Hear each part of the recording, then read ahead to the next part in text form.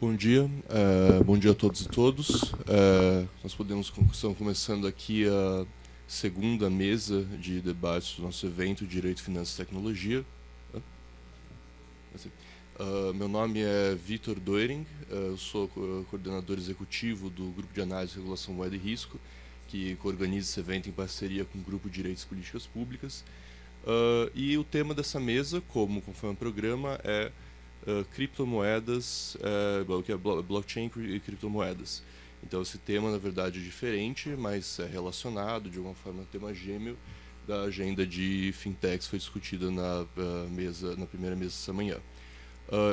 Sem mais delongas, eu gostaria de convidar aqui para se juntar a mim a Rosine Cadamani, da Blockchain Academy, que aqui, né, cumpre aqui um papel importantíssimo nessa discussão. Blockchain Academy é uma rede colaborativa de educação voltada para profissionalização, formação de quadros, de empresários nessa área específica de blockchain, criptomoedas mais digitais.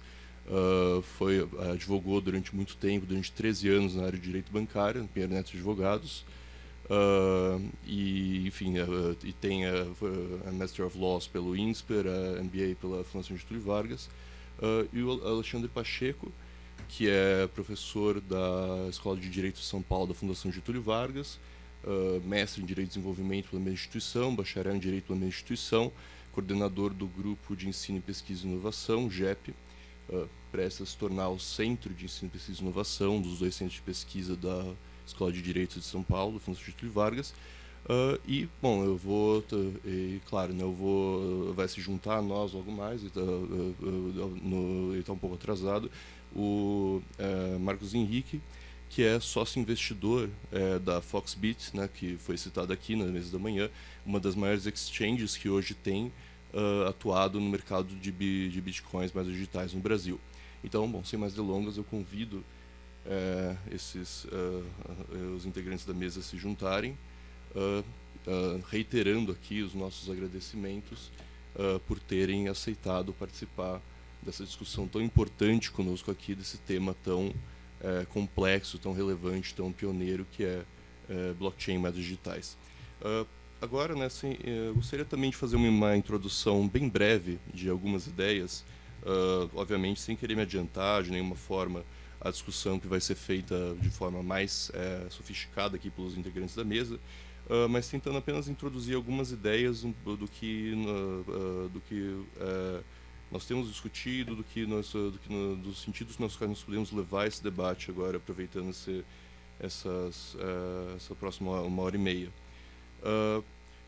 Quando nós falamos no estudo da moeda, pelos juristas, do estudo da moeda, especificamente na Faculdade de Direito, já que nós estamos falando aqui nessa instituição em particular, a moeda é um tema que, embora ela tenha sido tocada frequentemente pelos juristas, a moeda, afinal de contas, não só a regulação da moeda, mas a moeda em si, ela é um tema muito importante para o direito, mas, paradoxalmente, ela é um tema que não é muito estudado de forma mais específica, mais delongada pelos juristas. Pegando só um pouco da nossa tradição aqui de direito econômico, um dos autores mais tradicionais de direito econômico da faculdade, um dos poucos que estudou de forma um pouco mais delongada a moeda, eu diria, né, uma visão particular minha, eu diria que seria o Geraldo Vidigal, que mesmo assim, professor Geraldo Vidigal, que mesmo assim tratou ela de uma forma relativamente instrumental, incidental. Então você tem uma tradição ainda não muito desenvolvida de estudo da moeda na faculdade, que não quer dizer, claro, você tem grandes nomes relacionados a isso, docentes, grandes pesquisadores dessa casa que se delongaram mais nesse sentido.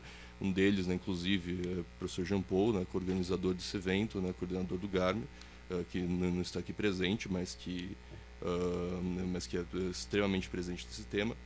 Em todo caso, você não tem um interesse jurídico tão profundo nesse tema, tão delongado, né, tipo, no nosso contexto, pelo menos. A moeda parece que ela é uma coisa meio incidental, meio instrumental, porque interessa, no fim, a regulação dos mercados, a regulação da moeda é uma coisa secundária, uma coisa meio neutra, não especialmente interessante.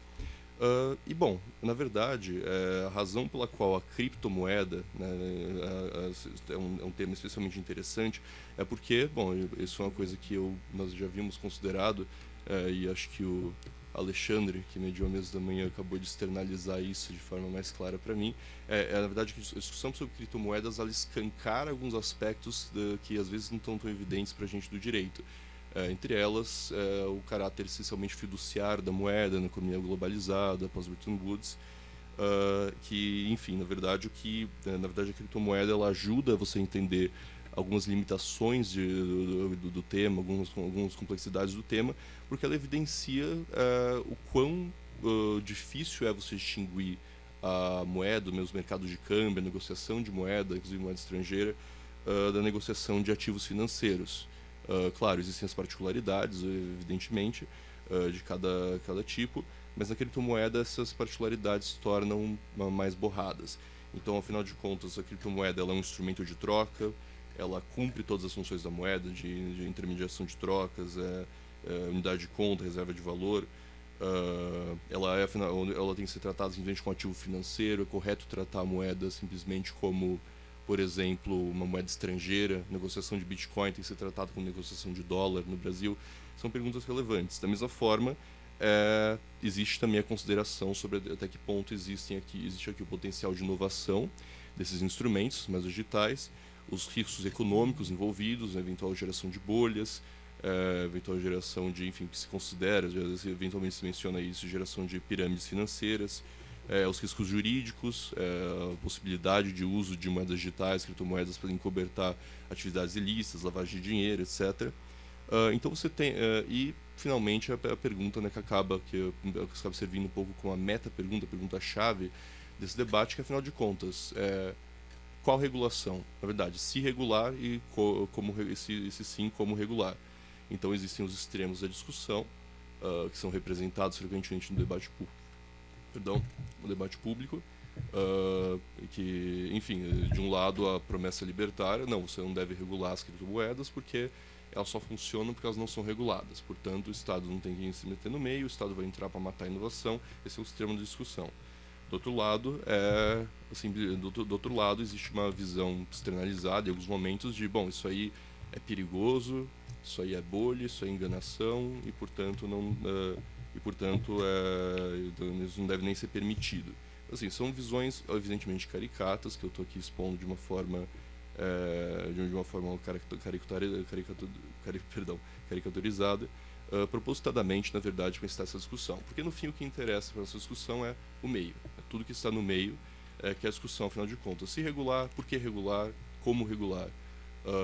Acho mais ou menos esse o tom que, enfim, que eu tenho a impressão que essa mesa pode tomar para o debate. Evidentemente, os integrantes da mesa têm total liberdade para decidir o rumo das suas palestras e as ideias que eles vão expor nesse ambiente. Bom, sem mais delongas, eu gostaria de passar a palavra para a doutora Roseli Cadamani. Fique à vontade. Obrigada, Vitor. Bom dia. Então, eu sou da PUC, fui formada pela PUC, mas estou muito feliz de estar aqui depois de tanto tempo. Frequentei muito aqui a Sanfran, especialmente quando era época de peruada, que eu negociava com minha chefe e ela deixava eu vir para a peruada, eu abria a mão da festa da PUC. Não desmerecendo de forma alguma minha faculdade, eu tenho muito orgulho de ter feito PUC, mas a peruada é imbatível. Enfim, estou muito feliz de estar aqui hoje, não como plateia, mas sim como aqui membro da mesa. Primeira vez que isso acontece. E também queria agradecer ao Vitor e ao Diogo pelo convite. Obrigada, Alexandre, também por estar comigo aqui na mesa hoje. Vamos lá. Hoje, a gente pode certamente direcionar essa conversa para as perguntas específicas que o Vitor fez. Só que eu tenho feito um trabalho que é um pouco anterior a entrar num trabalho específico de regulação.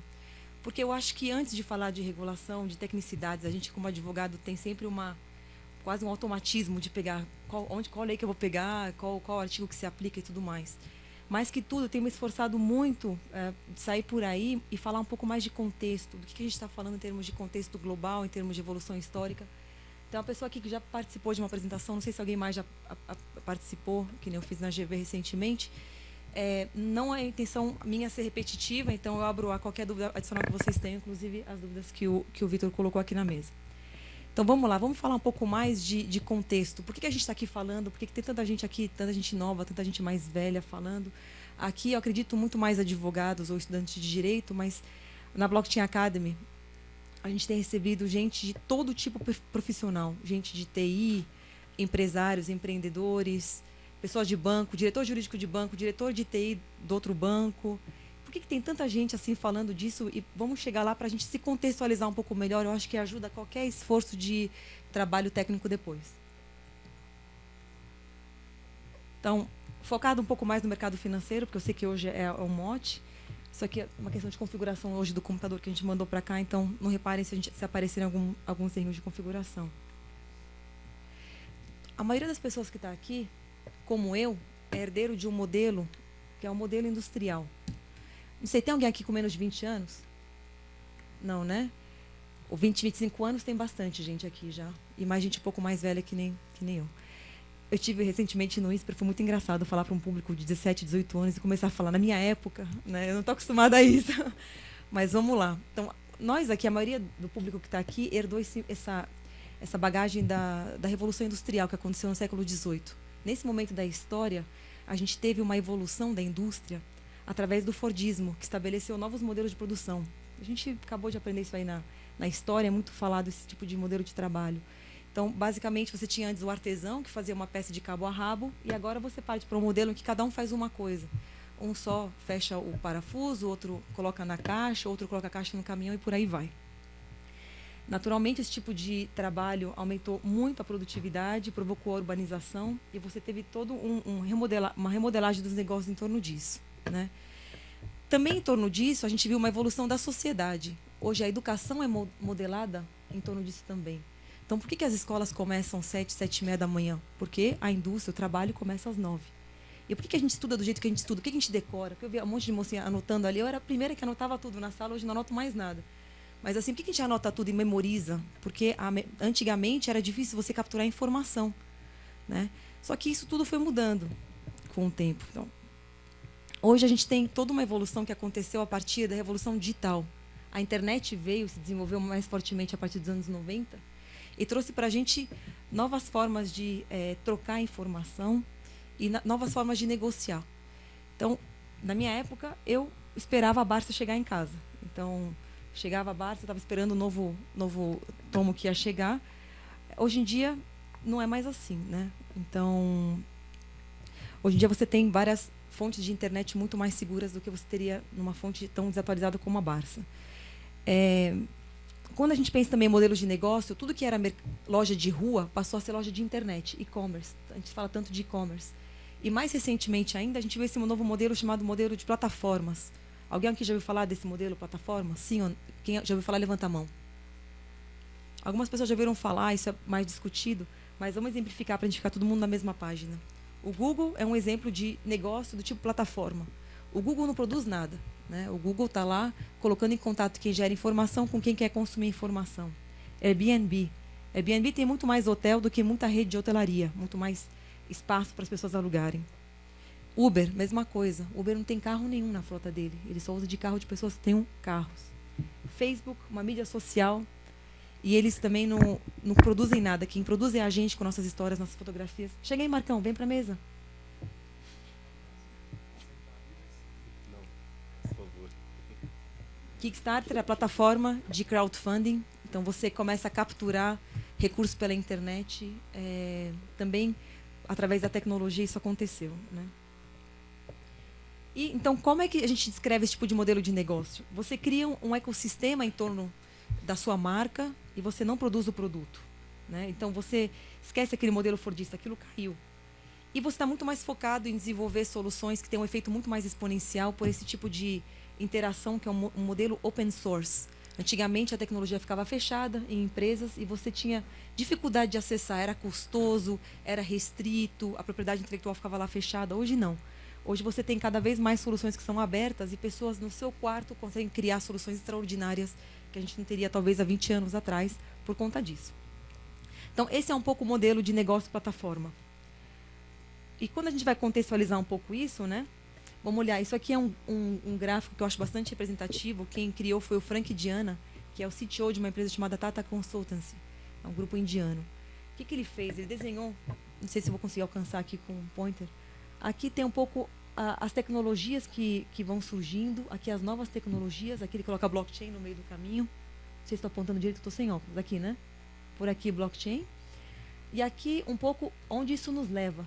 Né? E se a gente vai ver entre os caminhos para onde a gente está caminhando, tem, vou olhar aqui só para me facilitar para mim, tem, por exemplo, guerras cibernéticas. Cada vez mais a gente ouve problemas cibernéticos. Natural, porque todo mundo está ficando cibernético. Né? Transporte 2.0, como é que vai ser o transporte daqui para frente? Quando a gente fala também de economia, sharing economy, economia compartilhada, cada vez mais falando de negócios em rede, economia distribuída. E aqui no centro do gráfico tem um pouco dos impactos sociais e culturais que acontecem em torno da gente. E sempre o exemplo que eu mais gosto de levantar aqui, vocês veem aqui a queda de fertilidade. Quando a gente era mais novo, a gente aprendia na aula de geografia que países desenvolvidos tinham queda de fertilidade. Né?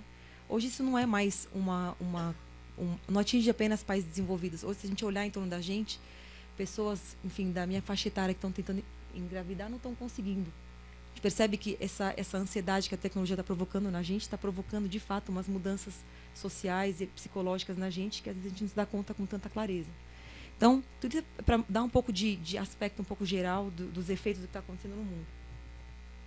Então, quando a gente fala de educação, o que está acontecendo na educação? A gente está saindo daquele modelo que eu falei para vocês para um modelo em que hoje cada vez é menos importante saber, é mais importante saber chegar na informação. Hoje, o Google dá conteúdo de muito mais qualidade do que ele dava lá quando começou. A gente não podia colar na época da escola, da faculdade. Não tinha nada de bom na internet.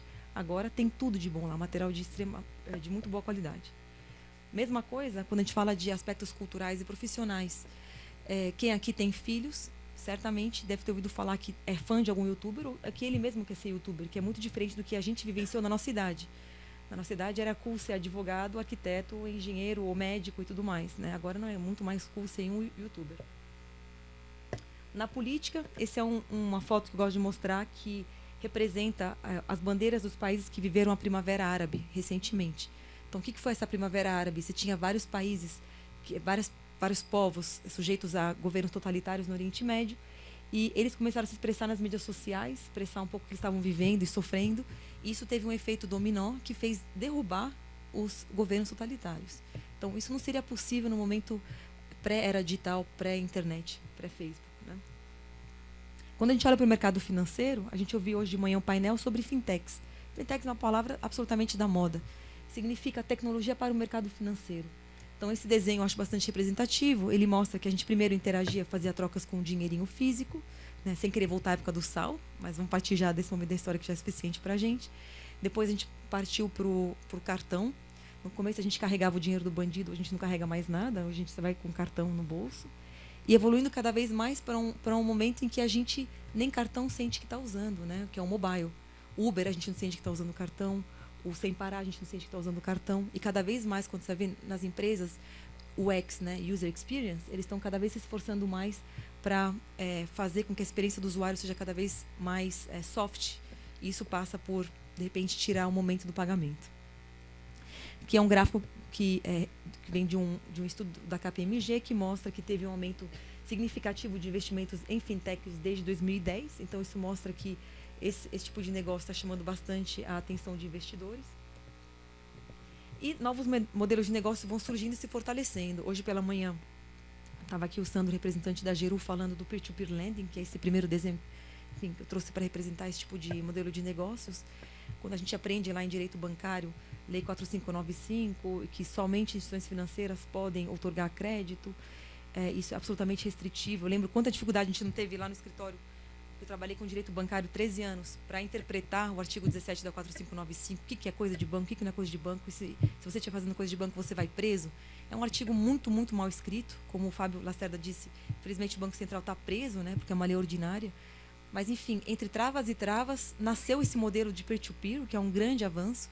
Foi absolutamente um Frankenstein jurídico. Eu lembro que foi até no escritório que isso foi criado. O banco está lá basicamente como uma barriga de aluguel. E aí, como começou a pegar com a oferta de juros mais baixo, o mercado foi bem receptivo e tudo mais, o Banco Central começa a ver como é que eu posso fazer para acomodar esse tipo de negócio, então, que está vindo de acordo com o que eu acredito, aumentar a concorrência, atender as pessoas que precisam de crédito mais reduzido e tudo mais, dentro de um certo ambiente de segurança. E aí vão nascendo essas conversas sobre novos tipos de instituição intermediária e tudo mais. E aqui à direita, uma imagem para representar um pouquinho mais também da evolução do crowdfunding, que não é um foco mais do Banco Central, mas é da CVM, que é a nossa autoridade de mercado de capitais. Também o modelo de crowdfunding aqui foi meio Frankenstein por um tempo e agora evoluiu para normas mais claras e mais livres, né? Um pouco mais livres dentro de um certo contexto. A gente viu aqui no Brasil Brota, o Startup. Vocês conhecem as empresas? Não? Então, são empresas que vêm conversando muito com a CVM para fazer isso acontecer. E aí a CVM também vai percebendo que tem mercado, que tem demanda, que de fato atende a interesses públicos, eles vão facilitando algumas aberturas. Isso aqui é um slide que mostra, no fundo, o site do Wells Fargo, que é um banco. E na frente são os produtos que eles oferecem. Aqui embaixo, ó, são os produtos que eles oferecem. E aí, um dos quadros, que é esse segundo quadro aqui, ó, por aqui, fala de financiamento e crédito. Então, um banco está oferecendo financiamento e crédito. Essas setinhas todas são fintechs que oferecem produtos que o banco oferece. Então, qual que é a grande conclusão que a gente extrai quando a gente olha para uma imagem dessas, né? É que as fintechs, hoje, elas são capazes de oferecer tudo ou quase tudo que um banco já oferece. De novo, por conta dessa evolução desse contexto maior que a gente está conversando. WeChat. Alguém conhece o WeChat aqui na sala? O WeChat é um monstrinho, assim, uma das minhas maiores descobertas desde o ano passado para esse ano. O WeChat concentra um monte de coisa dentro dele. Você pode comprar ingresso, você pode falar no WhatsApp, você pode. É uma solução que tem na China. E quem se interessar depois tem um vídeo muito bacana do New York Times que fala do WeChat e do poder deles, né? Então você pode fazer compra em grupo, você pode pedir táxi, tem Tinder no WeChat, tem tudo no WeChat. E isso aqui é um tipo de Frankenstein que vai nascendo também pela evolução tecnológica e como isso pode ser relevante quando a gente pensa em poder econômico de uma empresa, quando a gente pensa em acumulação de dados, quando a gente pensa em privacidade de dados e de evolução das tecnologias, né? E aqui todo o mundo ocidental tentando copiar isso também que o WeChat já alcançou. Só que isso tudo que eu falei para vocês, por mais surpreendente que seja, por mais recente que seja, foi atravessado por uma nova conversa que está surgindo ao mesmo tempo, e tudo junto e misturado, que é a conversa sobre Bitcoin e blockchain. A gente não tem tempo aqui para explicar tudo em detalhe, não é esse o objetivo também. Sei que tem muitos níveis aqui de conhecimento, gente que já conhece bastante, gente que conhece um pouco menos, mas eu vou falar minimamente para a gente pelo menos ficar ambientado e conseguir seguir junto adiante. Alguém conhece essa figura? Então, essa figura aqui é uma pessoa chamada Satoshi Nakamoto, né? Mas, assim... é um asiático chamado Satoshi Nakamoto. Aqui, ele é à direita. À esquerda, eu fiz um copy-paste do começo de um paper que foi escrito por alguém que se apresentou como Satoshi Nakamoto, mas, na verdade, é um pseudônimo. Então, não é o mesmo da direita. E esse coitado da direita passa a vida se escondendo das câmeras, dizendo, não tenho nada a ver com aquilo. Por favor, me tirem dessa. Inclusive, achei sensacional, porque vai ter um evento agora na Colômbia, vou participar, ele vai ser palestrante. Eu achei sensacional que ele se abriu para um pouco de comédia, um pouco de rir, um pouco do que estava acontecendo com ele. Mas, basicamente, final de 2008, começo de 2009, saiu um paper na internet de alguém com esse pseudônimo Satoshi Nakamoto dizendo, proponho um mundo diferente, proponho um mercado financeiro diferente, em que eu estou sendo um pouco florida, tá? Ele não falou de mundo diferente, de mercado diferente. Eu estou vendo aí um pouco contextualizando. Mas ele falou o seguinte, propõe um sistema de troca de recursos entre pessoas que abra mão de qualquer tipo de intermediário. Não precisa de banco, não precisa de governo, não precisa de ninguém.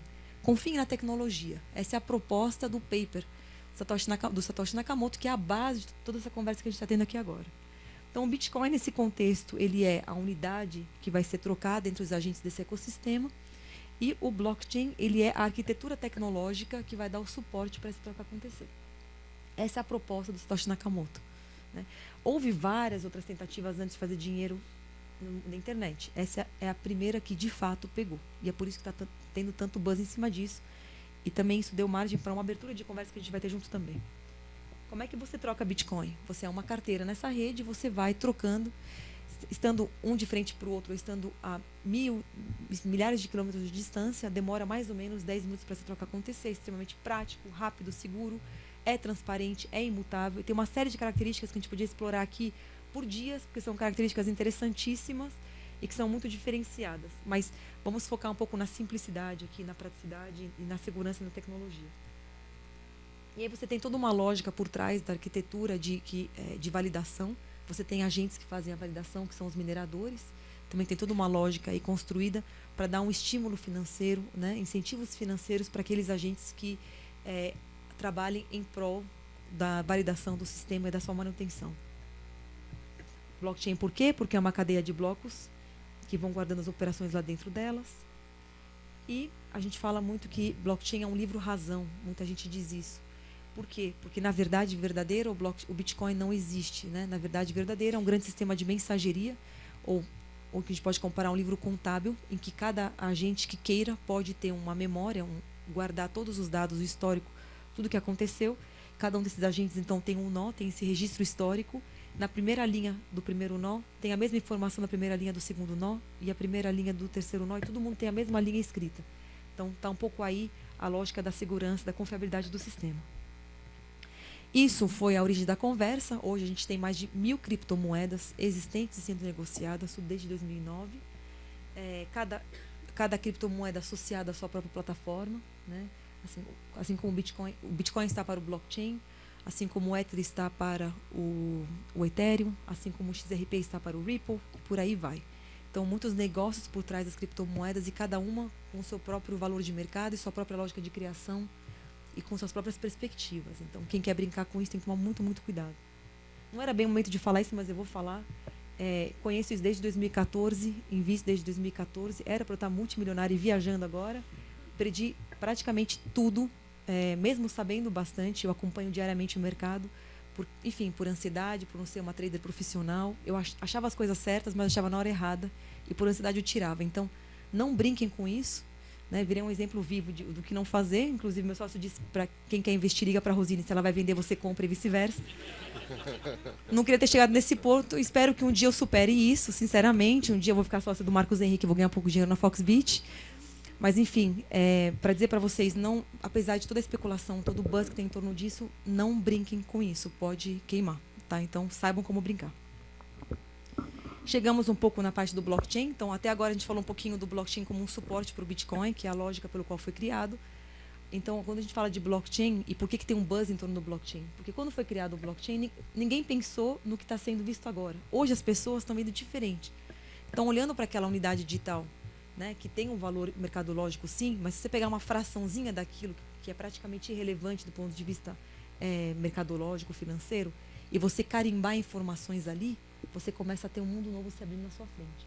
Então, por exemplo, se você olha para a unidade digital e você carimba que ela representa um carro, você começa a falar, então, de uma arquitetura que pode dar suporte para transferência de propriedade de carros, de um modelo que não foi visto antes.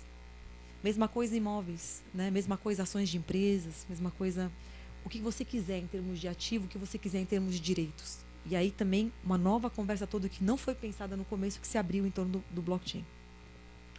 E aí todos os negócios que podem surgir daí, né? Tanto o estímulo que está no verdinho, todo esse mundo financeiro que vai sendo estimulado. Você tem novas formas de você pensar armazenamento de dados, que é o que está no laranja. O mercado de capitais que vai sendo revisado também. Será que dá para fazer diferentes essas trocas de ativos do mercado de capitais? Quanto tempo eu tenho mais? Meio minuto. Meio minuto. Bom, indo mais rápido aqui.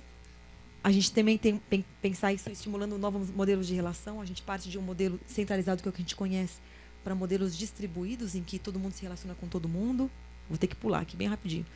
A gente fala hoje de internet de valores, em contraposição ao que a gente viu até hoje de internet da informação. Então, vem suprir esse gap aí. Como é que você troca dinheiro no mundo digital? Você tinha modelos de negócio construídos em torno disso. PayPal, por exemplo. Agora, o Bitcoin, você não precisa mais de um PayPal para fazer transferência. Quando a gente pensa no mercado financeiro, também tem bastante mudança. Primeiro, mais significativa é no mundo das remessas internacionais, ao meu ver. Hoje, quem tem Bitcoin ou guarda o Bitcoin porque acredita para investimento ou está fazendo transferência internacional, porque é onde tem uma grande diferença de preço e de velocidade. Em várias plataformas, né, possibilitando isso. Você tem aqui aplicativos que nascem em torno disso para facilitar a experiência do usuário também. Gateways de pagamento, como o Bit1, que saiu do Brasil, foi lá para a Suíça e está crescendo super bem. Você tem hoje a CoinBR se esforçando também para trazer um pouco mais de usabilidade, fazendo pagamentos de boletos com Bitcoin. Cartões que vão surgindo, você carrega Bitcoin e você viaja com eles. E vejam que a bandeira dos cartões muitas vezes é Visa e Mastercard. É engraçado que eles começaram dando um super estímulo para essas empresas. Hoje eles estão morrendo de medo, porque eles perceberam que eles podem ter problemas seríssimos e vão ter que revisar seu modelo de negócios. Quando você vai ver agora, você lê notícia falando Visa não aceita mais, não endossa mais tal cartão, Mastercard abriu mão do outro cartão e tudo mais. E eles perceberam como que, enfim, também isso é papo mais longo, mas como que todas as empresas dos meios de pagamento vão ser afetadas por isso. Na Febraban também se fala de uso do blockchain para você fazer base de dados de pessoas. É um esforço que eles estão fazendo para um pouco surfar essa onda. No Japão, criação e liquidação de derivativos com plataformas do tipo blockchain.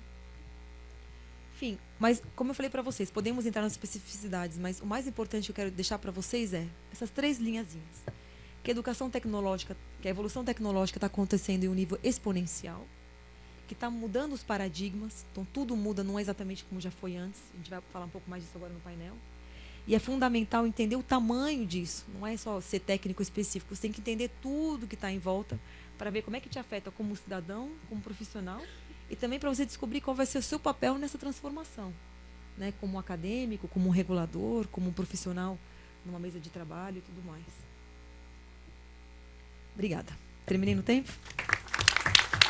Quase.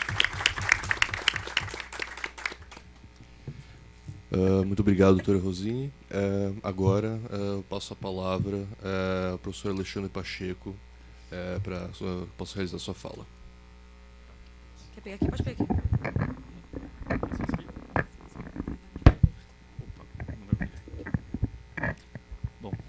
Bom dia a todos.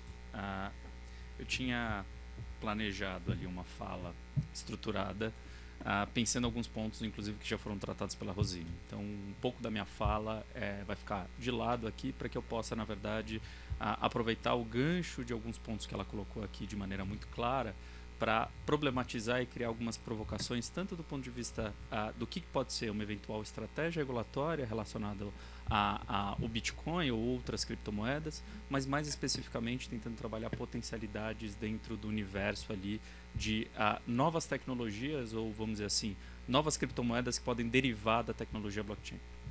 Mas antes de mais nada, acho que cabe uma apresentação muito rápida a meu respeito.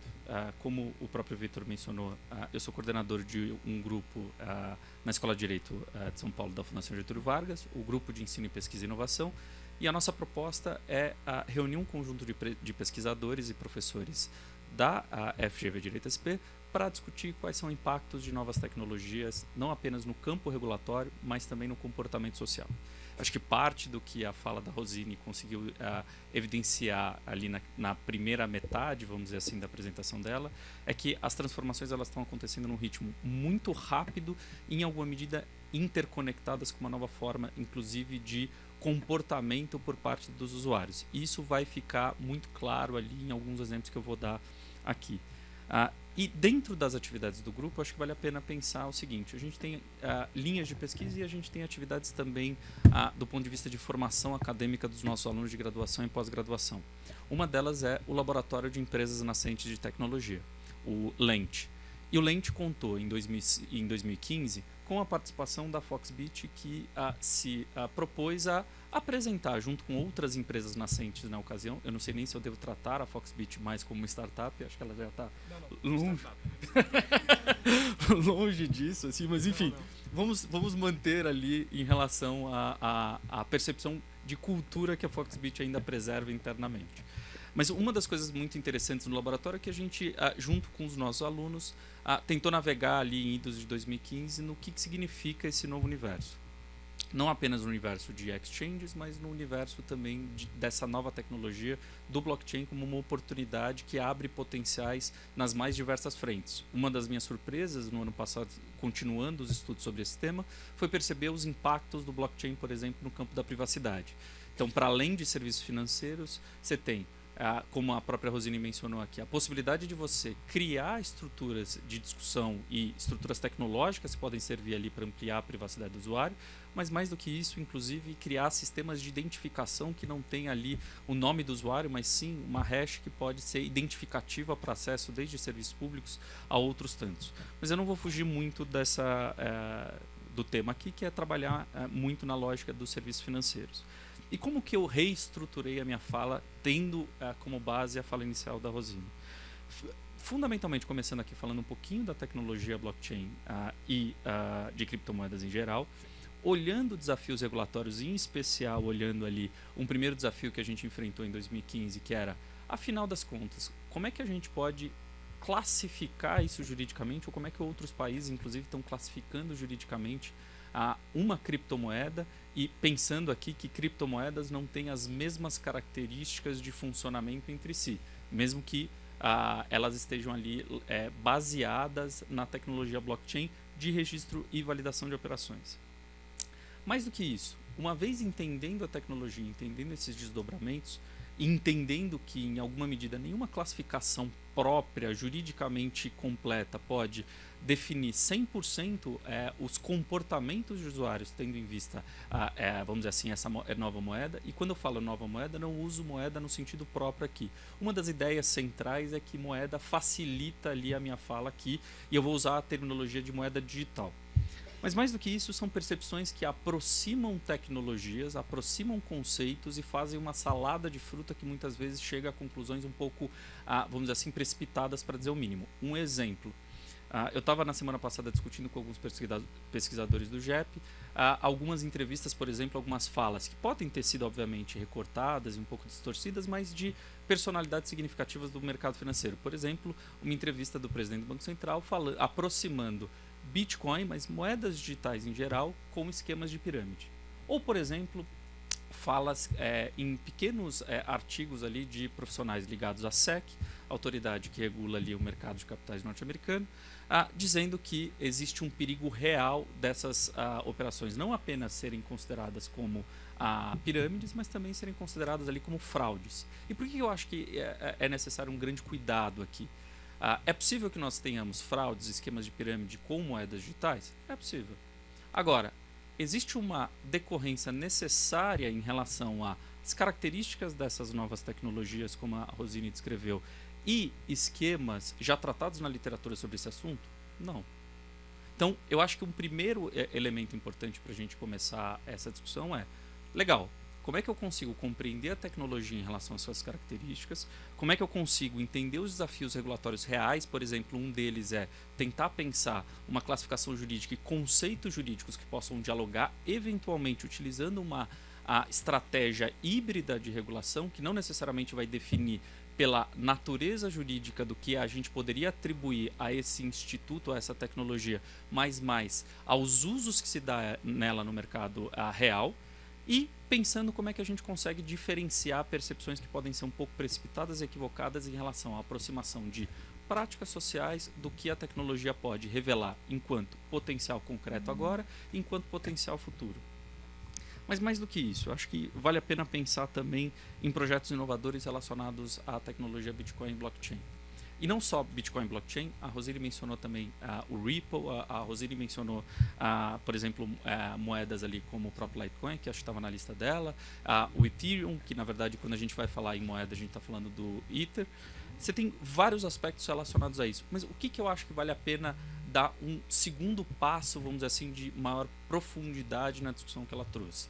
Quando a gente pensa transparência, por exemplo, dessas tecnologias, em especial, vamos pensar aqui o Bitcoin para servir de exemplo.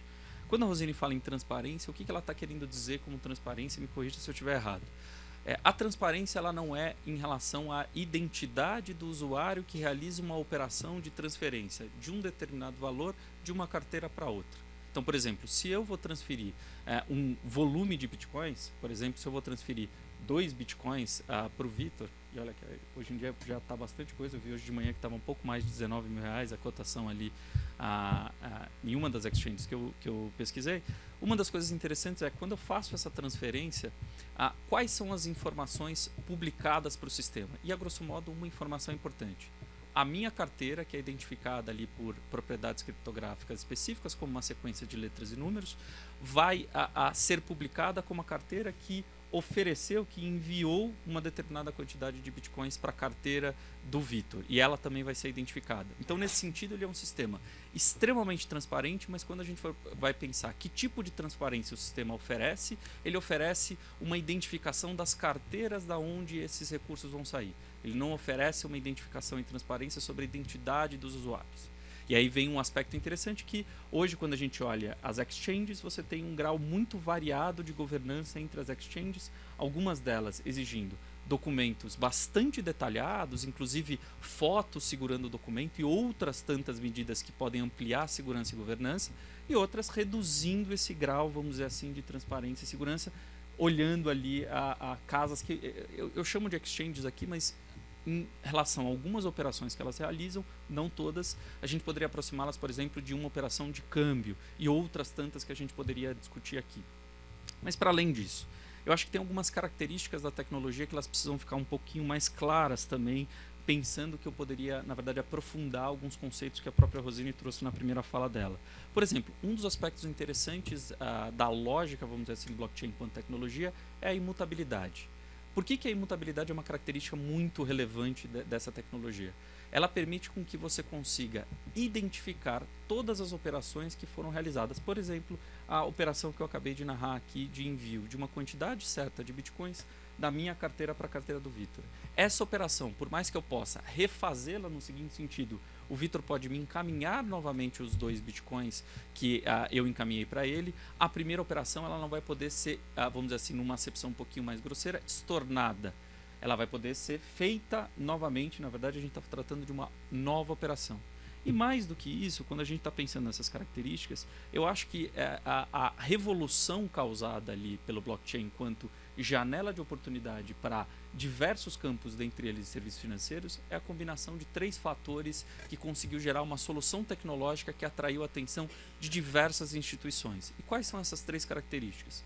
A primeira delas é a associação de uma criptografia assimétrica muito forte e poderosa com uma lógica que eu acho que valeria a pena a gente até nas perguntas discutir um pouquinho mais, que é a ideia de prova de trabalho, ou proof of work. É a ideia de você garantir incentivos e um estímulo para que um conjunto de usuários que não necessariamente esteja ali na transação que a gente esteja realizando, possa ser capaz de resolver um conjunto de problemas de ordem matemática para gerar validação de determinadas operações. Então, qual que é a ideia? Determinados, vamos dizer assim, hardwares são dedicados para que você possa ter validação da operação sem um intermediário financeiro tradicional.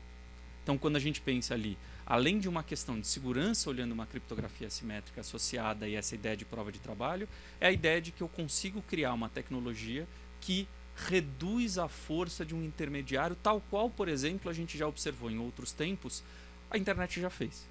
E a internet comercial ela surge, na verdade, como um processo de criação de oportunidades, no sentido bastante amplo, de buscadores que estavam ali vamos dizer assim, na apresentação da Rosine, como várias outras tecnologias, até a gente alcançar hoje nas discussões mais recentes que a gente tem ali no transporte privado de passageiros, olhando ali o que plataformas como Uber e outras plataformas chegaram a fazer.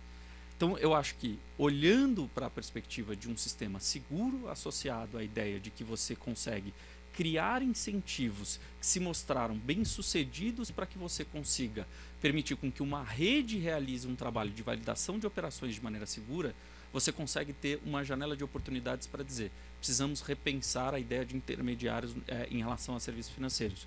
Eu não estou dizendo com isso que eles vão acabar, eu estou dizendo que com isso a gente vai abrir uma janela para que esses intermediários tenham que redesenhar, no mínimo, como eles vão assimilar essa tecnologia que foi criada. Mas mais do que isso, sistemas de consenso relacionado à formação dos blocos ali na tecnologia blockchain, gerando informações que podem ser consideradas críveis, transparentes e imutáveis.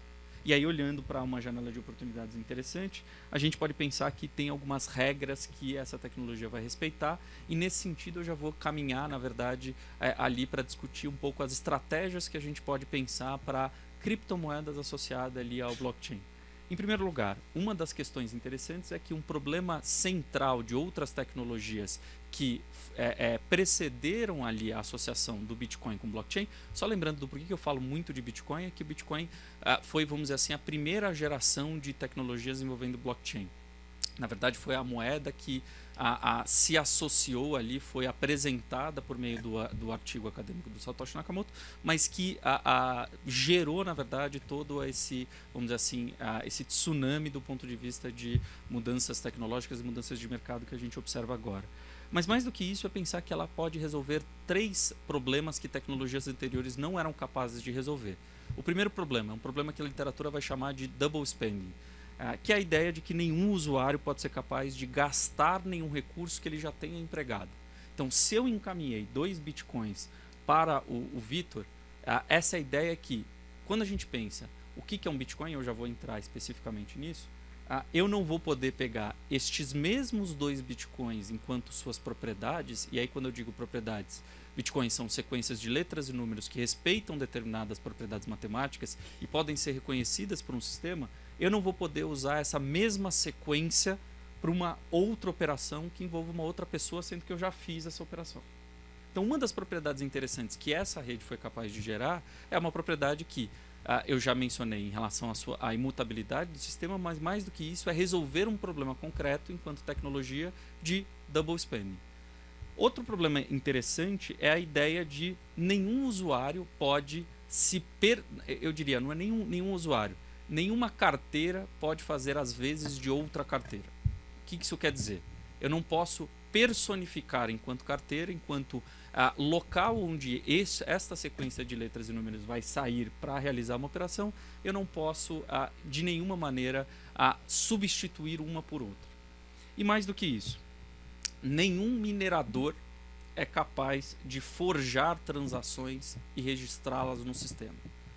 Essas 3, vamos dizer assim, essas três respostas tecnológicas que você pode dar para problemas que já faziam parte de um debate muito anterior em relação a como criar, na verdade, uma solução tecnológica que pode dar ensejo ali a um mercado que possa ter, como, na verdade, alguns falavam antigamente, um novo dinheiro para a internet, ou uma nova unidade de valor para a internet, foram resolvidos em alguma medida ali por criptomoedas associadas pelo blockchain. E quando a gente for pensar em estratégias regulatórias, eu acho que vale a pena a gente pensar em estratégias regulatórias tendo em vista, na verdade, que no quadro geral, pelo menos na minha percepção, há uma profunda dificuldade de identificação ali do que fazer nesse atual momento. E quando eu digo uma profunda dificuldade do que fazer, eu não vou limitar isso apenas ao campo jurídico. Por exemplo, um desafio enorme que eu percebo também é no campo contábil, no campo econômico, em como classificar essa nova tecnologia, como classificar operações envolvendo essa nova tecnologia. Exemplo concreto. Se vocês forem entrar no site, salvo engano, da Tecnisa, você pode ali oferecer como entrada da aquisição de um novo apartamento um valor ali pago em bitcoins. Num dos cursos que eu dei para auditores da Receita Federal, uma das coisas que me perguntaram é: como é que eu faço o registro dessa operação?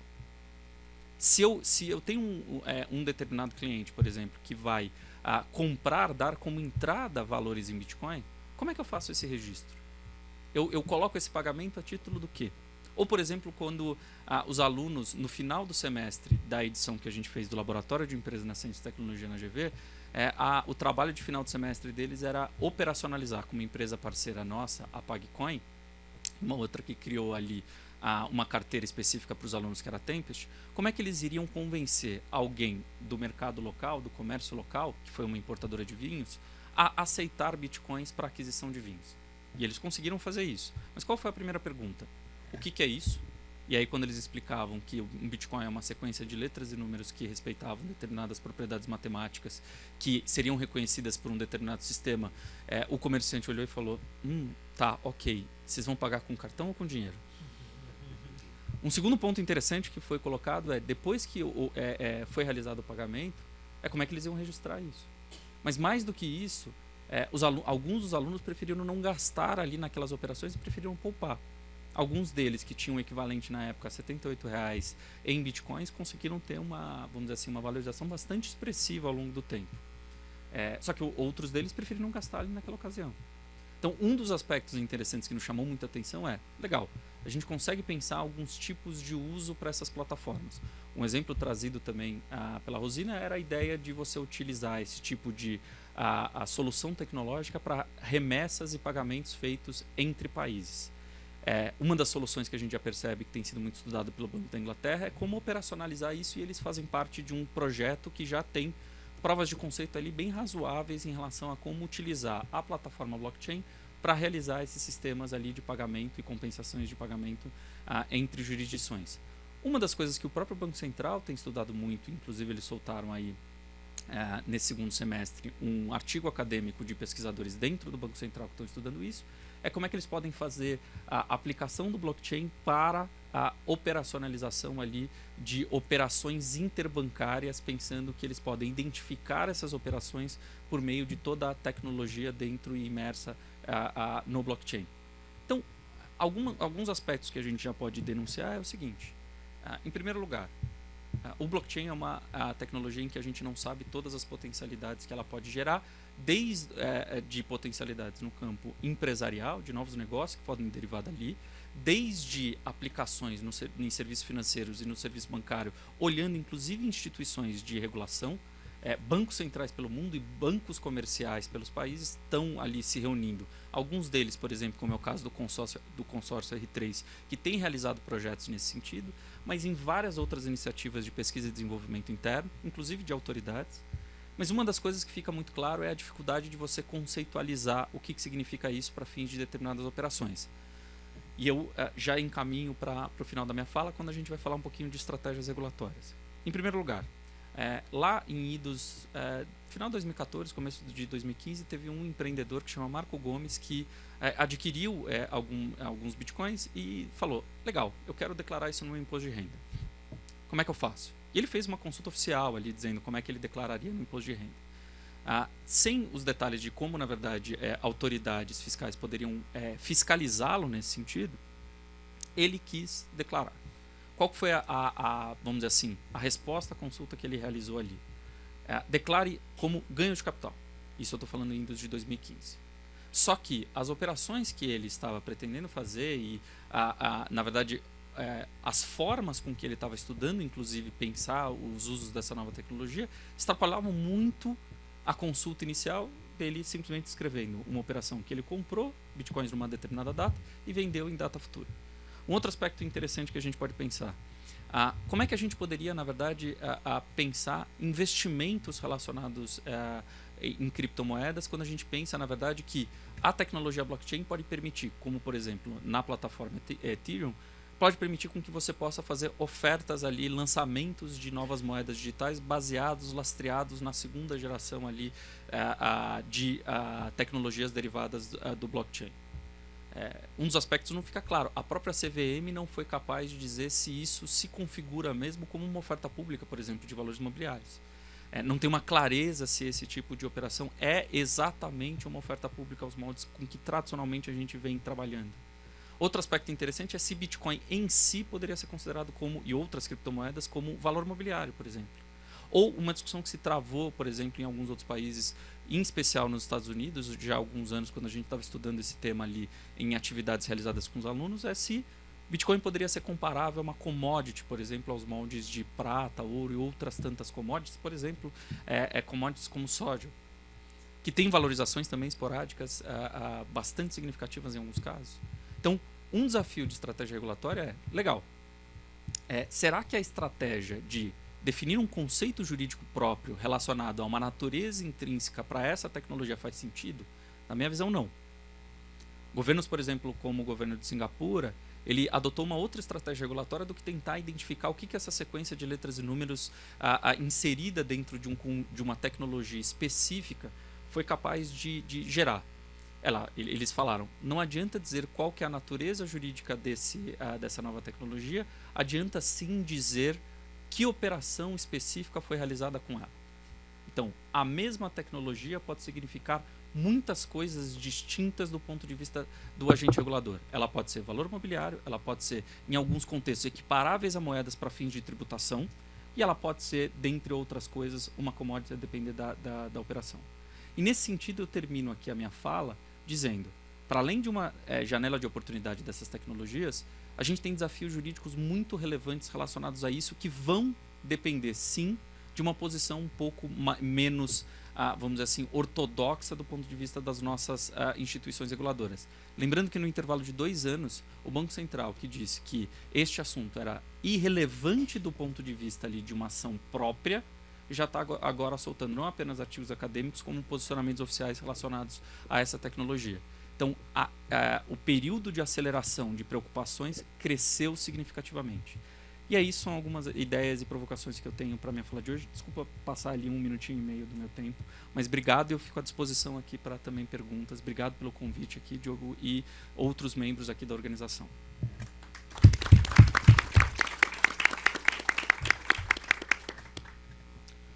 Muito obrigado, Alexandre. Sem mais delongas, eu passo agora para a palavra para o Marcos Henrique, para, enfim, que ele realize sua fala também. Não, é da faculdade.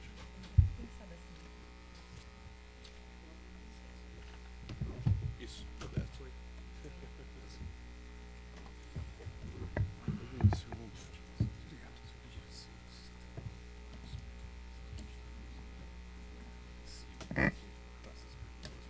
É 20 minutos, né?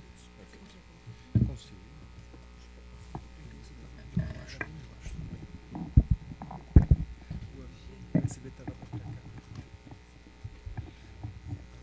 Eu estava aqui perguntando se a gente ia ganhar bitcoins hoje.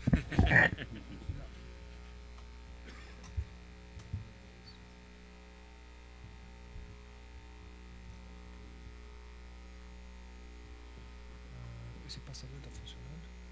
O passador está funcionando? Acho que eu fico mais confortável. Ok.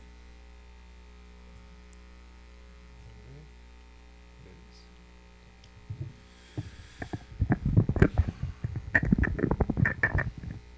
Olá, boa tarde. Já são 12:04, então boa tarde mesmo. Em primeiro lugar, obrigado pelo convite.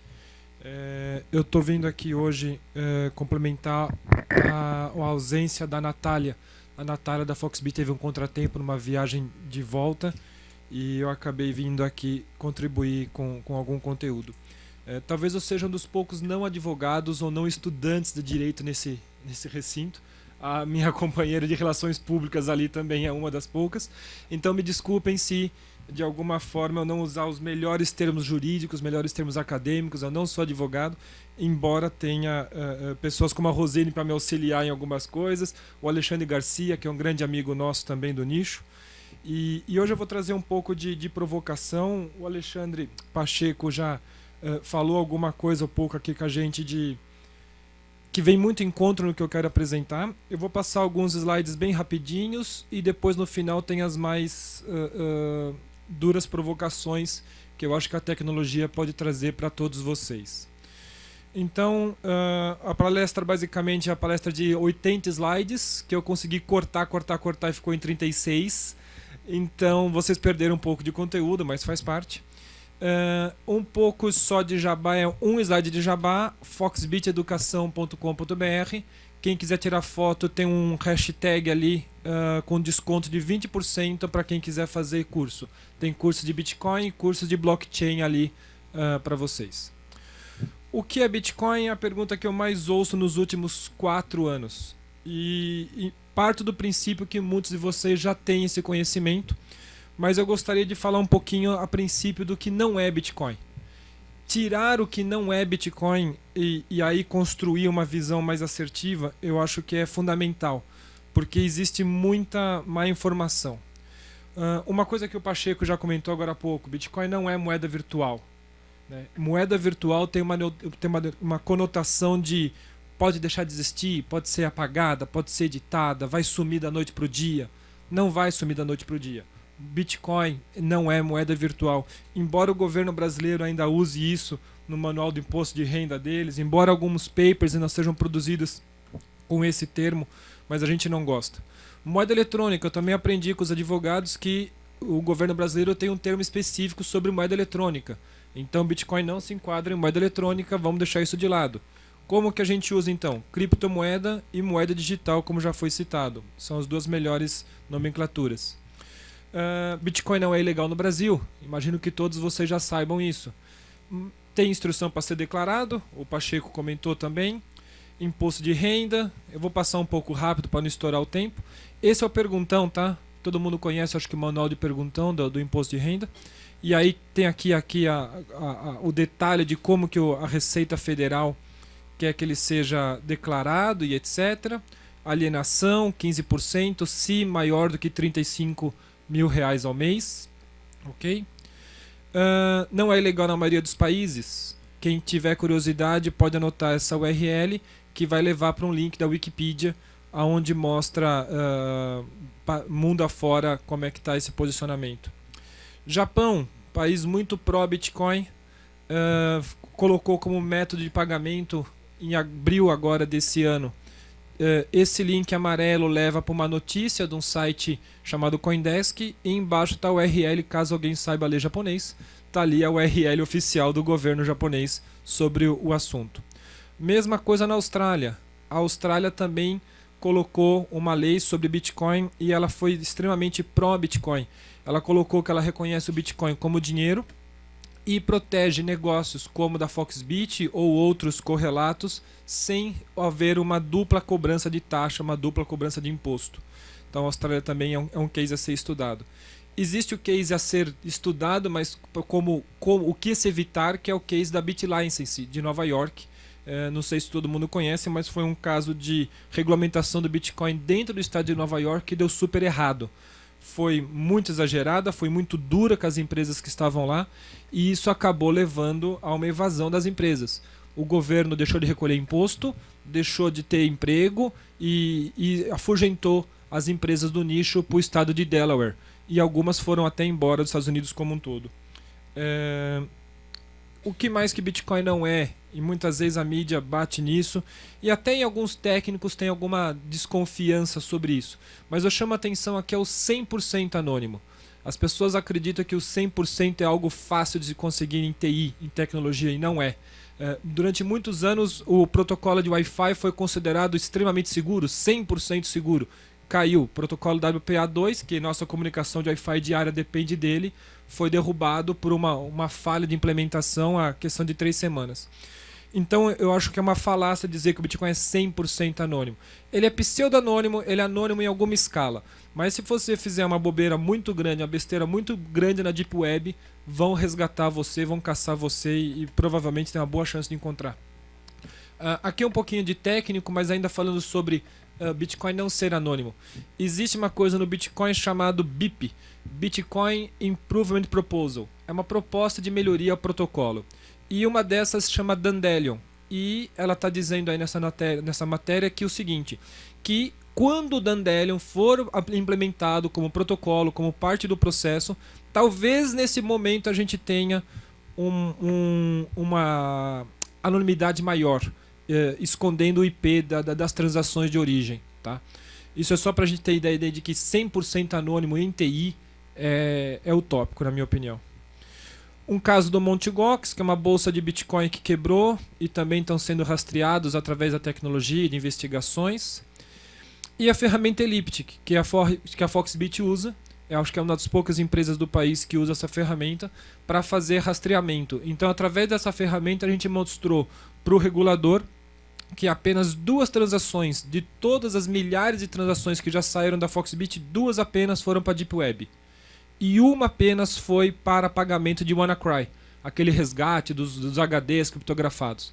Então isso é super relevante para tirar essa nuvem de que Bitcoin é Deep Web, Bitcoin é coisa legal, etc, etc. Não representa mais, pelo menos não é a realidade dos clientes da Foxbit.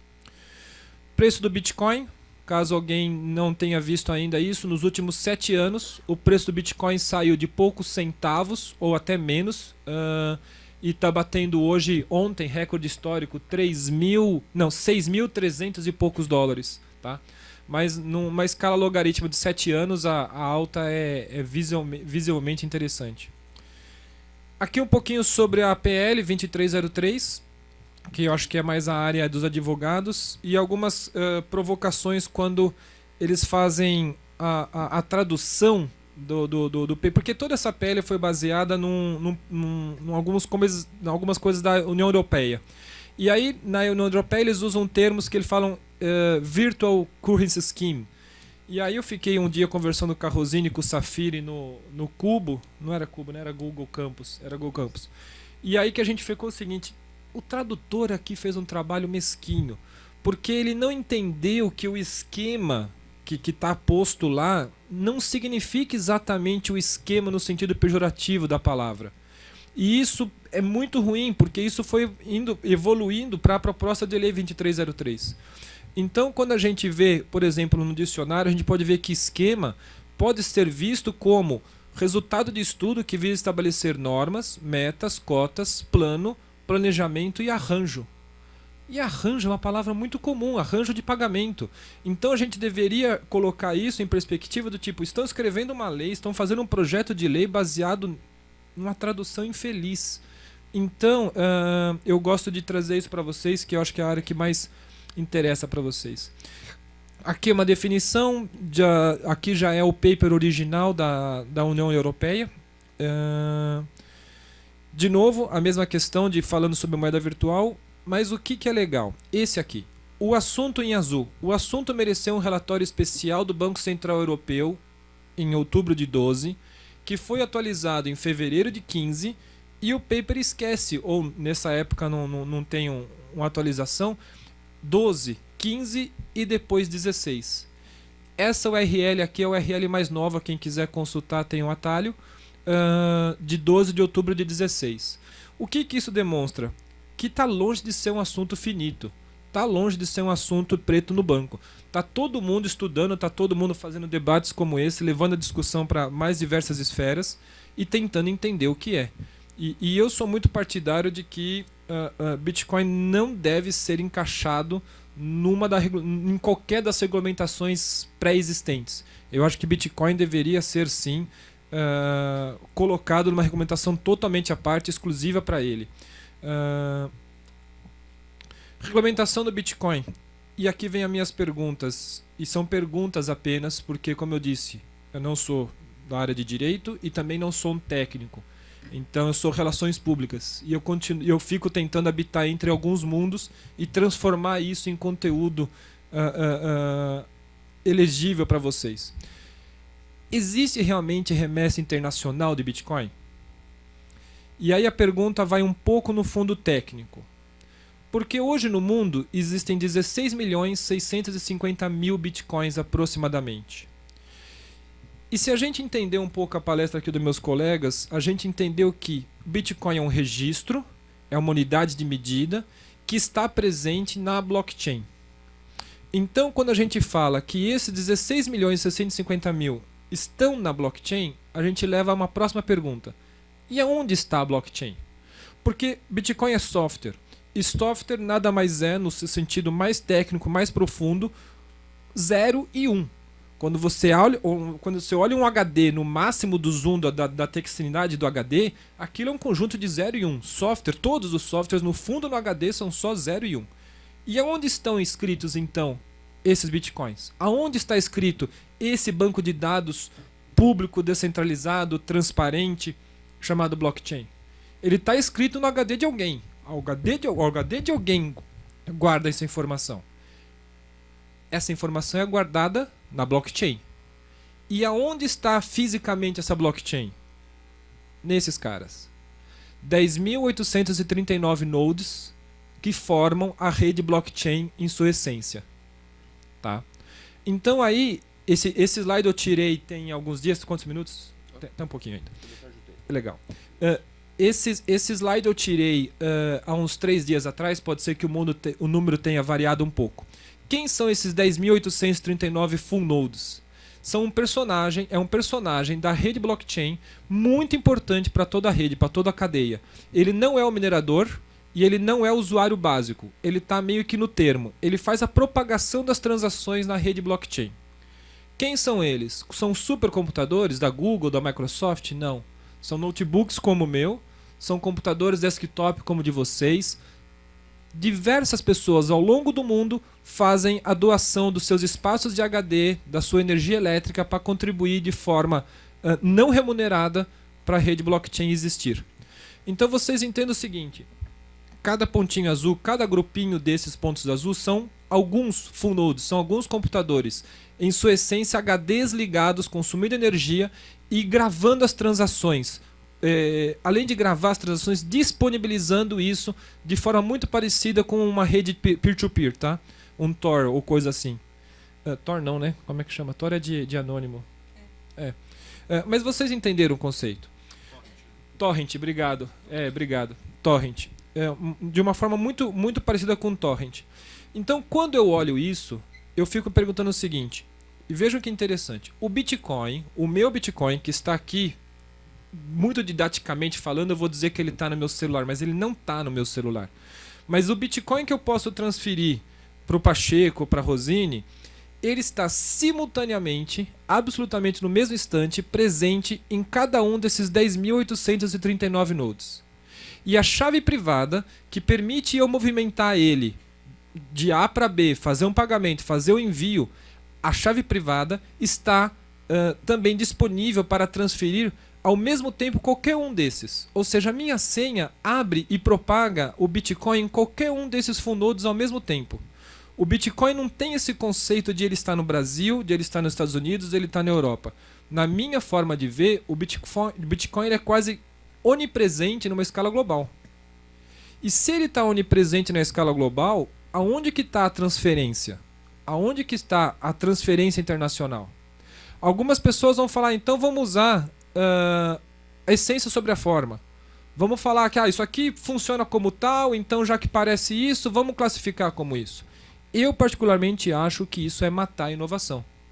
Eu acho que se a gente for para esse caminho, eu acho que a gente está limitando muito a inovação, está matando a disrupção que o Bitcoin blockchain pode trazer para o mundo.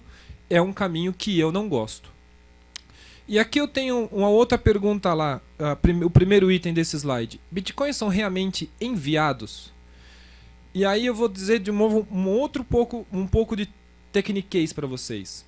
Muitas pessoas acham, que até quem já entende Bitcoin, quem já conhece Bitcoin, que quando você tem um novo bloco propagado pela rede, que os Bitcoins saíram do bloco que ele estava e na propagação da rede eles foram para o bloco novo. Eles foram para fazer todo um processo de sincronismo da rede. E na verdade isso está errado. Os Bitcoins eles não são realmente enviados de um bloco para o outro. Bitcoins eles nascem numa transação muito específica chamada Coinbase, que é o momento onde o minerador resolve a função criptográfica e é beneficiado com 12 Bitcoins e meio. E esse Bitcoin fica preso nessa transação Coinbase, ou seja, nesse registro de banco de dados, para sempre. O que você transfere, na verdade, é uma outra coisa. E aí eu vou pular aqui e eu fico com essa pergunta, e eu não tenho a resposta, tá? Mandar Bitcoins é transferência de posse? É transferência de propriedade? É cessão de uso? Ou seria um pagamento típico, uma dação? E essa questão aqui da dação em pagamento eu roubei do nosso colega Alexandre Garcia, que é um advogado que entende muito de Bitcoin também. Então eu não sei dizer aonde que o Bitcoin deve ser enquadrado, mas eu acho que faz parte de trabalhos como esse levantar esse questionamento. Como o Bitcoin se enquadra? Como o Bitcoin pode ser característico? Mas, de preferência, sem deixar de representar a essência do Bitcoin. De que ele está onipresente em escala global, o registro dele está onipresente em escala global nos HDs, e de que ele não é enviado de um bloco para o outro. Quando você faz a transferência no processo de mineração, você só transfere uma chave de acesso, você só transfere, na minha visão, o direito de uso. Eu não sei como explicar melhor isso, deixo para os advogados classificar. Mas o meu amigo Hamilton Amorim, também amigo da Rosine, o Pacheco também conhece ele, disse sabiamente uma vez o seguinte, que na visão dele, Bitcoin é um direito. Que tipo de direito? Quem tem pelo menos frações de Bitcoin tem direito a escrever no blockchain. Quem não tem nenhuma fração de Bitcoin simplesmente não consegue escrever na blockchain do Bitcoin. Então é curioso a gente entender como que isso é difícil de amadurecer e de acertar a resposta. Eu não tenho Acho que no momento ainda é um trabalho em construção. Bom, meu tempo está quase acabando. Deixa eu ver o que eu tenho aqui de mais relevante. Pronto, era só isso. Muito obrigado.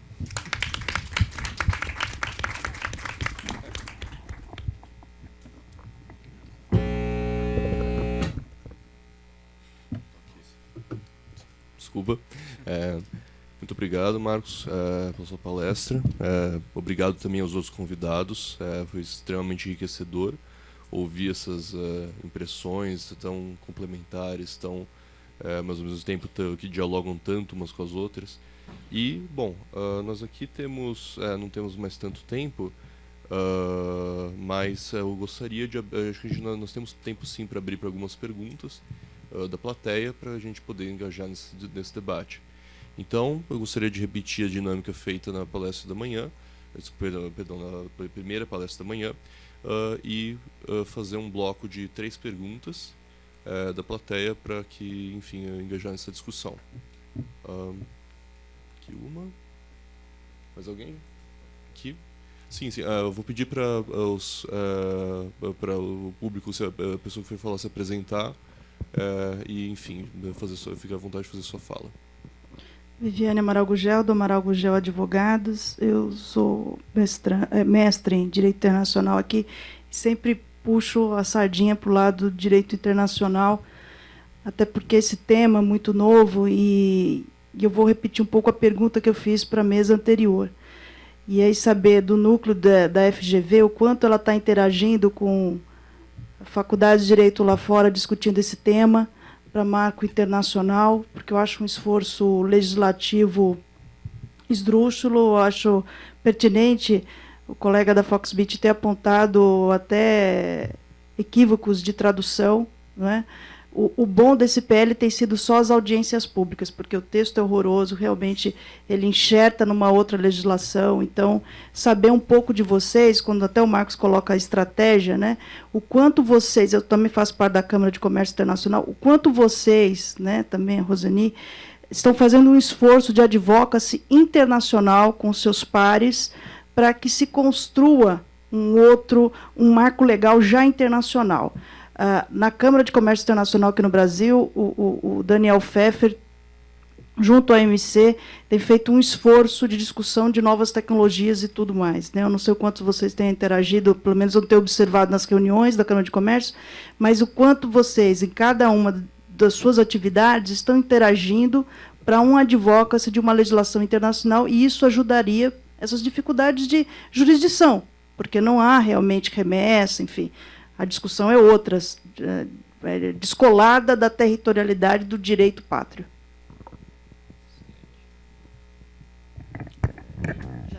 Já que o Alexandre pode começar, porque ela perguntou. Gente, vou pegar mais perguntas. Perdão, gente, a gente vai terminar a rodada antes. Tudo bem. Meu nome é Vitor Neri, sou advogado eleitoralista, e a minha pergunta é sobre a segurança do Bitcoin. E eu até anotei aqui. Eu queria saber uma comparativa entre urna eletrônica e segurança do Bitcoin. Se você poderia fazer você é mais técnico, pelo que eu entendi. E uma outra dúvida seria sobre a privacidade do Bitcoin, porque se bate muito nisso, mas eu queria saber para que é interessante da criptomoeda a privacidade, se é possível criar uma criptomoeda, como vocês falaram, não sabia que existia tantas, mais de 1000, que não tenha foco na privacidade. E uma última pergunta que eu ia fazer sobre o blockchain, se vocês falam que ele é internacional, mas ele pode ser restrito a uma rede nacional, porque pelo mapa que o senhor mostrou, inclusive, não são todos os computadores lá que estão conectados na rede. E aí eu penso no problema dos Estados Unidos, quando estava discutindo sobre neutralidade na internet, que você tem as carriers, né, que são as empresas que podem diminuir a velocidade do seu streaming do Netflix, sem necessariamente você achar que são elas que estão fazendo isso.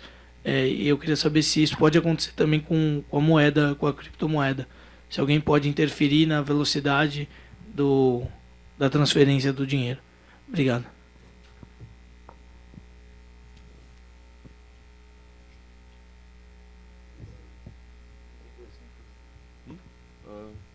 Acho que eu vi você primeiro. Isso.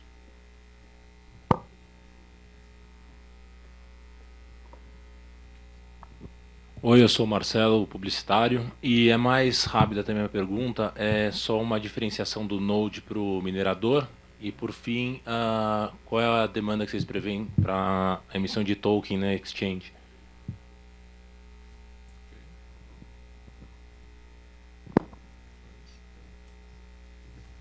Ok. Bom, os convidados podem ficar à vontade para responder as perguntas como acharem melhor. Quem vai começar? Cozinha? Faltou também me apresentar com calma de manhã. Nós, na Blockchain Academy, estamos estruturando cursos com conteúdo profissionalizante em torno desse assunto de Bitcoin e blockchain. Nós temos um curso que está sendo bastante demandado, que a gente chama de imersão, em que a gente fica 8 horas, desde manhã até o final do dia, passando por todos os temas que estão em torno desse assunto de uma maneira um pouco mais ampla, para que todo mundo saia podendo ler notícias sobre esse assunto. Então, passa pelos termos técnicos, o que é mineração, o que é nó, como é que as coisas se conversam. Depois a gente começa a entrar em temas econômicos de especulação, de troca de valores. Depois a gente entra nessa contextualização que eu fiz hoje com vocês. E a gente avança para a inclusão social, enfim, outros temas que estão em torno desse assunto, e a gente fala de regulação. Muito dificílimo em uma apresentação de 1h30 a gente poder, todo mundo aqui, eu percebo, cada um sempre faz um esforço de pegar um tema de especulação, um tema de mineração, um tema para poder trazer, mas esse assunto é extremamente complexo, e saibam que vocês não vão aprender isso em 20 minutos de jeito nenhum.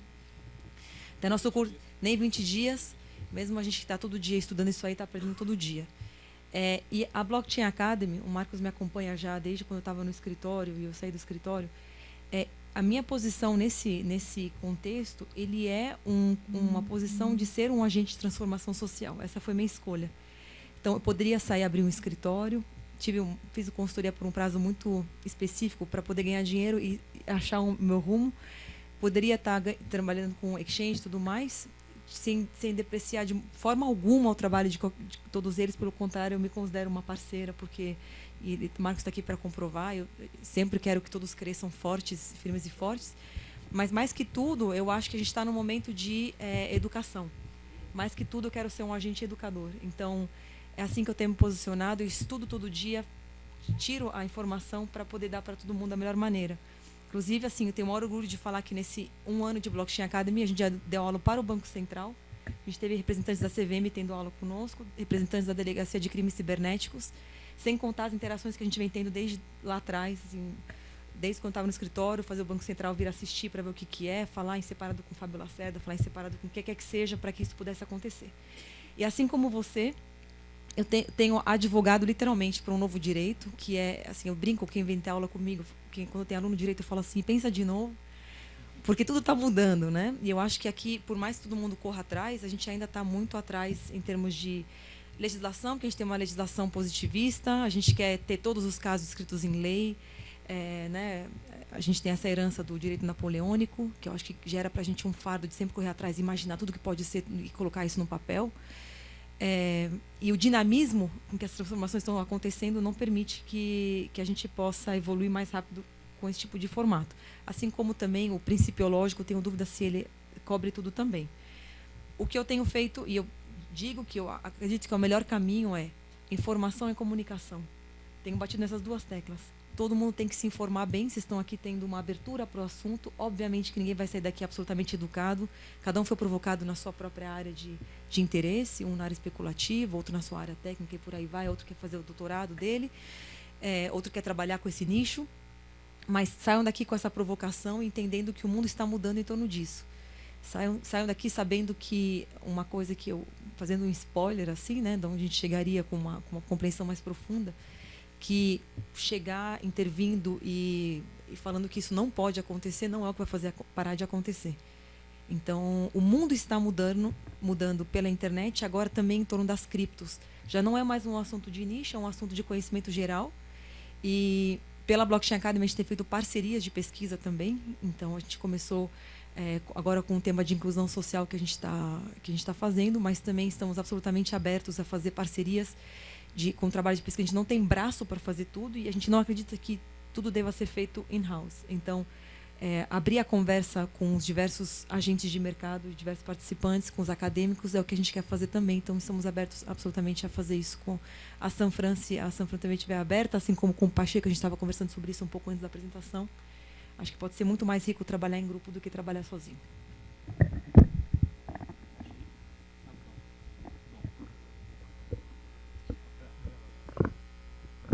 De maneira, vamos dizer assim, direta, Viviane. Um dos aspectos que a gente tem tentado trabalhar é o seguinte: a gente tem agenda na área de privacidade e proteção de dados, de inteligência artificial no campo jurídico, criptografia. Então, dentro dessas agendas que a gente já tem projetos de pesquisa aí acontecendo e distribuídos ao longo dos últimos 5 anos em que a gente tem trabalhado, a gente já tem algumas instituições, alguns centros de pesquisa internacionais, as quais a gente tem já como interlocutores. Então, por exemplo, o Oxford Internet Institute é um interlocutor importante para a gente. A gente tem, por exemplo, o CIS, o Center for Internet and Society de Stanford, nos Estados Unidos, e alguns outros, por exemplo, o GovLab na NYU.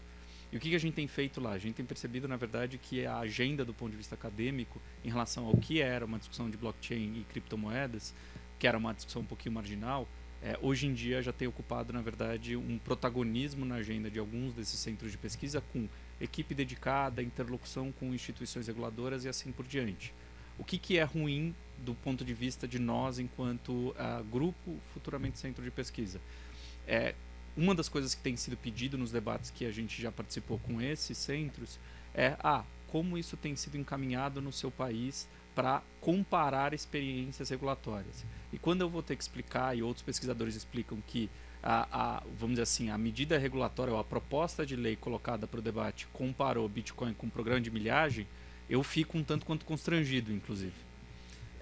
Porque demonstra, na verdade, um distanciamento dos problemas reais que se vê em relação aos desafios que Rosine e o Marcos colocaram ali, desafios absolutamente emergenciais para a gente começar, na verdade, a organizar ali um ecossistema em que operações possam ser realizadas e assim por diante, que, na verdade, dificultam não o diálogo para a gente, a cada dia, compreender um pouquinho mais a respeito dessa tecnologia, mas mais do que isso, tentar criar uma agenda de interlocução sobre como é que as experiências internacionais e o nosso diálogo interno podem gerar soluções que sejam minimamente sofisticadas para lidar com esses problemas. Então, assim, nós temos interlocução, mas infelizmente eu vejo que a gente tem alguns esforços de pessoas que não, na verdade, estão produzindo as normas, que estão, na verdade, na ponta tentando gerar ali algum tipo de solução para os problemas que a gente já tem.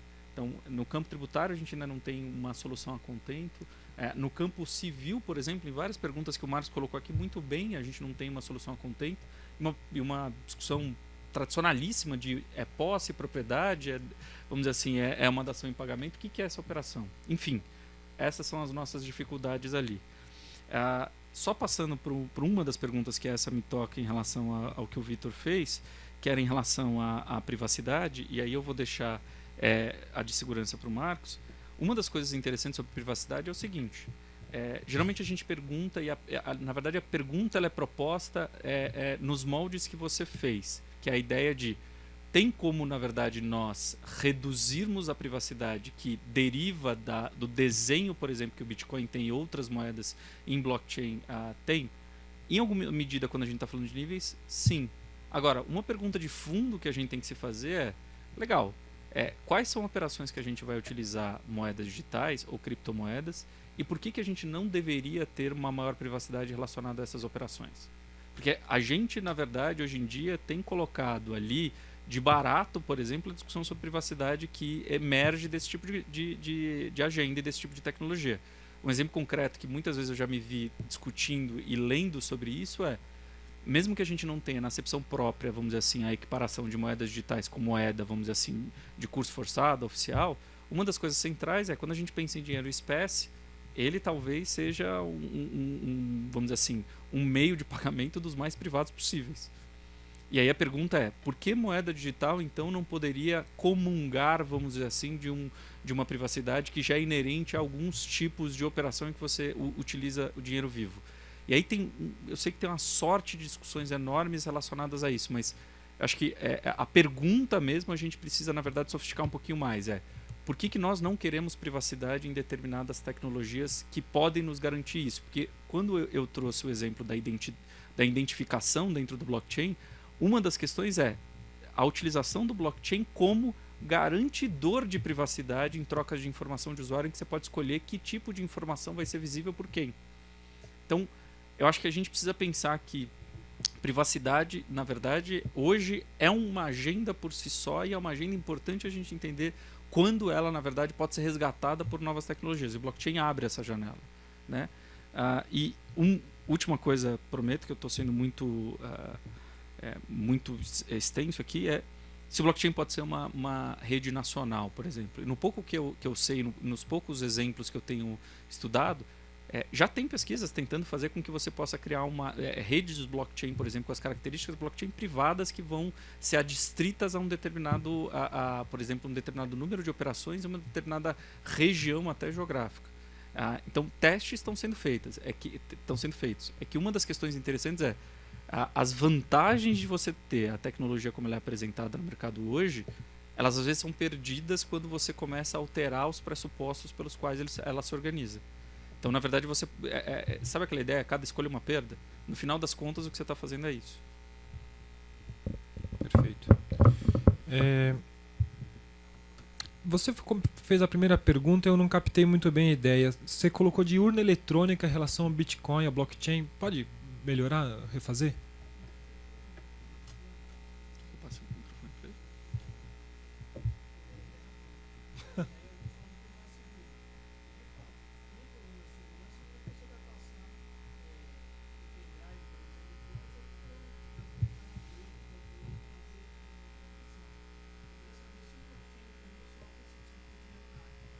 Ok.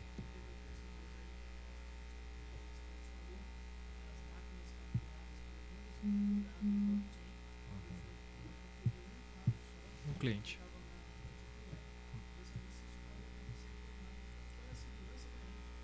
Ok. Sobre urna eletrônica, quem tem que conversar com a gente é o Aranha, né? O Aranha é um grande pesquisador de urna eletrônica. Estive com ele no Rio de Janeiro e realmente a urna eletrônica parece que tem muita coisa ali difícil de ser verificada. Parece que o governo não deixa você testar em absoluto. Testa, mas testa só até aqui. Essa questão do pendrive, enfim, isso daí é duro. Mas podemos chamar o Aranha um dia, ele dá uma palestra de 2 horas com o maior prazer sobre isso. Mas Bitcoin, blockchain, na verdade, blockchain está sendo trabalhado sim para ser usado como método de votação. E meios de votação extremamente seguros. Diria que infinitamente mais seguros que a nossa urna eletrônica. Tá? Então sim, existe mais de um projeto nessa área de levar a votação para dentro da blockchain. Isso vai levar sim a segurança em muito. E eu não vejo como o Bitcoin sofrer dos mesmos maus que sofrem a urna eletrônica. Tá? O Bitcoin tem se provado ao longo aí dos quase 10 anos de sua existência muito resiliente, muito seguro, e faz sentido a estrutura sobre a qual ele foi criado. Então eu não vejo que sofre dos mesmos maus. E Marcos, só um pequeno detalhe aqui. Às vezes a gente coloca na mesma, vamos dizer assim, no mesmo cenário, problemas relacionados a locais de comercialização de Bitcoin, como é o caso do MTGOX, que foi objeto de ampla, na verdade, de divulgação na mídia, dizendo, olha, houve uma invasão no MTGOX e foram sequestrados Bitcoins. Dá a segurança do sistema que é o blockchain associado ao Bitcoin. Então, uma das diferenças qual que é o grau de segurança do Bitcoin associado ao blockchain para transações, por exemplo, e a gente tem toda a discussão que o Marcos colocou de envio e recebimento, se é que existe um envio e recebimento. Outra coisa muito diferente como é que uma exchange especificamente consegue criar padrões de segurança que evitem com que ela seja invadida e, portanto, tenha sequestrado ou, eventualmente, desviado os bitcoins que estão ali dentro. Hoje em dia eu vejo que existe um risco muito maior, como a gente percebe em várias empresas hoje em dia, de segurança nas exchanges e em outras empresas que comercializam Bitcoin do que necessariamente no sistema que permite com que as operações sejam feitas. Perfeito.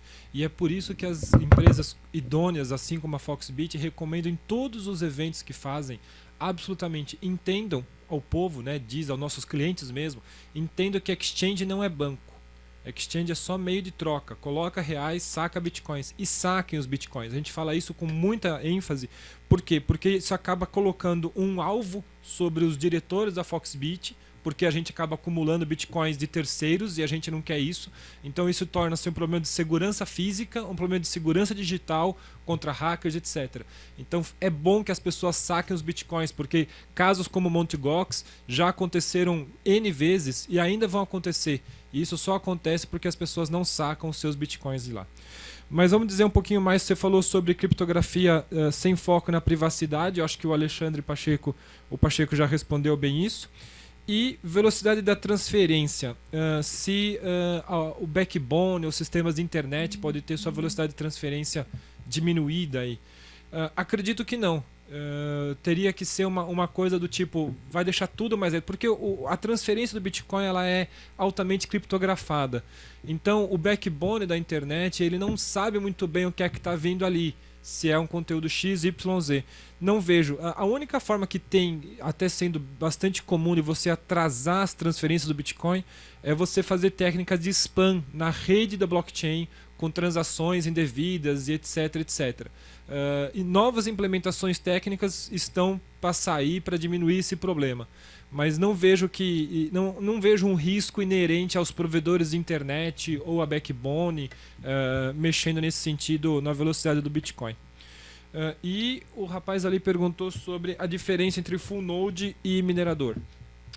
Minerador é o cara que pega as transações que estão nessa mempool, é uma área virtual da rede blockchain.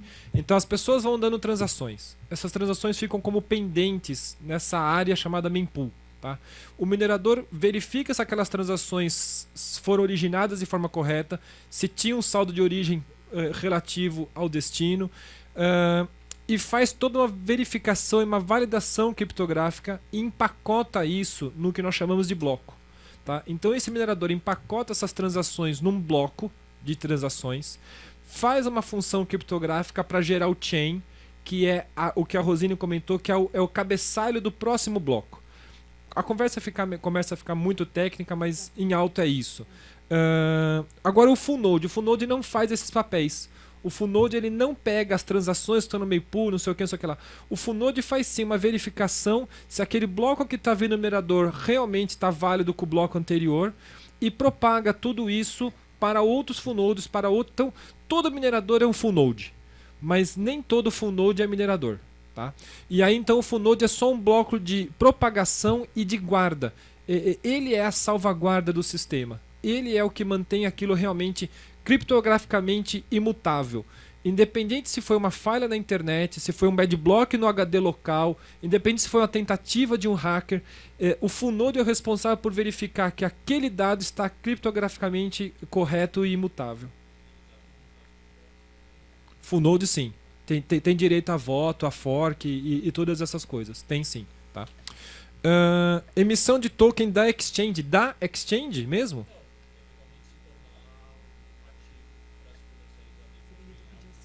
De ICO? De ICO mesmo? Não. Eu acho que o que está nos nossos planos até a curto prazo é colocar outras criptomoedas para serem comercializadas. Né? Acredito que muito em breve a gente vai ter Ethereum funcional na plataforma, talvez depois outras sejam adicionadas. Um ICO no modelo que, por exemplo, que o nosso amigo Original Mile, o Edilson Osório, está fazendo, eu acho que não está muito no nosso roadmap, não. Respondido? Obrigado. Muito obrigado aos convidados pelas suas intervenções, respostas, participações. Eu fracassei horrivelmente em fazer essa mesa terminar às 12:30, mas, enfim, agora, né, mas de toda forma agradeço enormemente as perguntas, aos convidados. Essa mesa foi muito frutífera, muito interessante. E agora eu convido a mesa, o professor Diogo Coutinho, para que possa realizar o encerramento.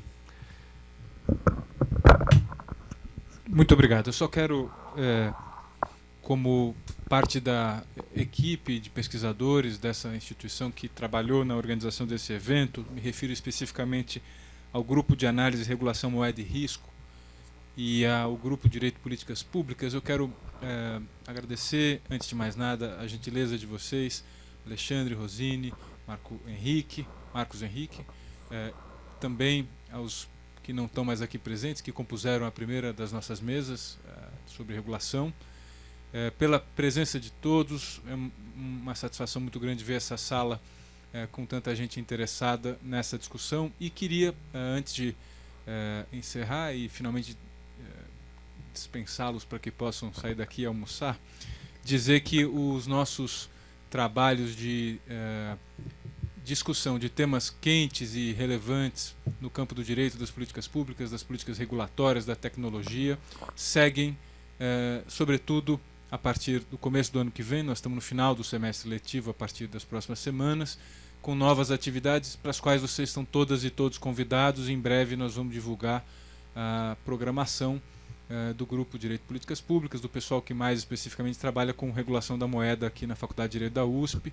E aí espero que nós possamos nos encontrar de novo. Então, mais uma última vez, gente, obrigado pela gentileza de vocês estarem aqui. Valeu!